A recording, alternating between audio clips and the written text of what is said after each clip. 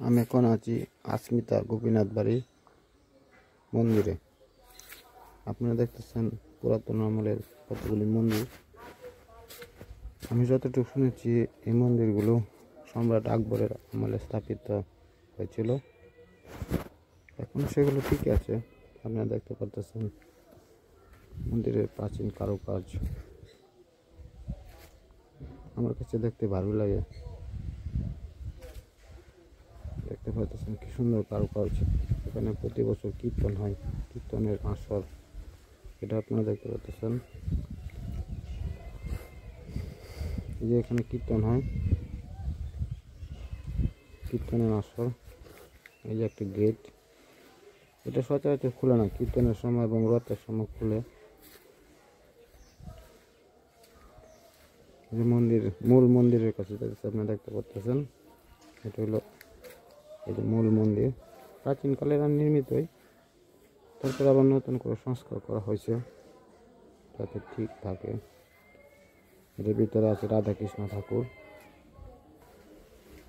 এরপর আমি আপনাদের রথ দেখাবো। এখন রথের দিকে যাচ্ছি। রথ বাংলাদেশের মধ্যে সবচেয়ে বড় রথ, এর চেয়ে বড় রথ আর নাই বাংলাদেশে। তারপর রথের মাঠ, এখানে রথের সময় মেলা বসে, কীর্তনের সময় মেলা বসে। আমি যতটুকু শুনেছি আমাদের মুরব্বীদের কাছ থেকে যে এই মন্দিরটা সম্রাট আকবরের আমলে নির্মিত হয়েছে। এখানে মন্দিরের আশেপাশের দৃশ্য।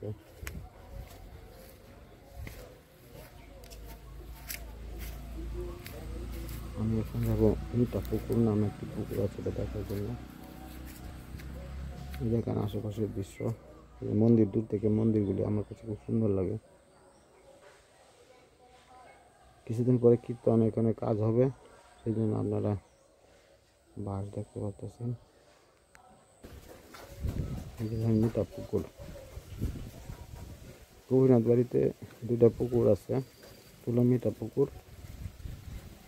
এই যে পুকুরের আশেপাশের দৃশ্য, এই যে মিতা পুকুর। এখানে বসার সুন্দর আসন আছে, বসার আসন। এই যে আপনার মিতা পুকুর।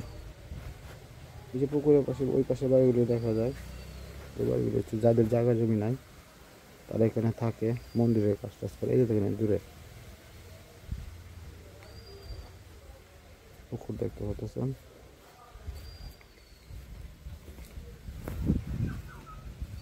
এই যে মন্দিরটা দূর থেকে কত সুন্দর দেখা যায়। এখানে আবার ঝুলন মন্দির নির্মাণের কাজ চলতেছে, নির্মাণ সামগ্রী, মন্দিরের অফিস, বিভিন্ন অনুষ্ঠান এগুলি কাজে লাগে। আবারও মিঠা পুকুর। এই যে শিব মন্দির, একটা শিব মন্দির আছে ছোটোখাটো। এখানে সব সাধারণত কীর্তন হয়, রথ হয়, আর দুর্গা পূজা হয় না, তবে অন্য একটা বাসন্তী পূজা হয়। আবার ছেলেদের অন্নপ্রাশন হয়, শিবরাত্রি হয়, এই বিভিন্ন ধরনের অনুষ্ঠান হয়। এই যে দেখেন আরেকটা পুকুর, এখানে একটা পুকুর আছে। এখানে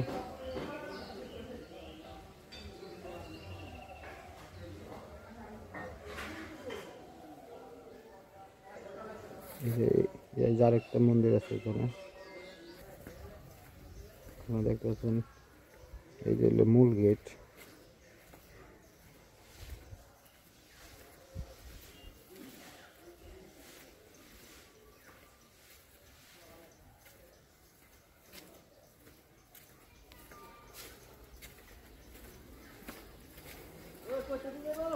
মূল গেটের পাশে রাস্তা, এই যে মূল গেট।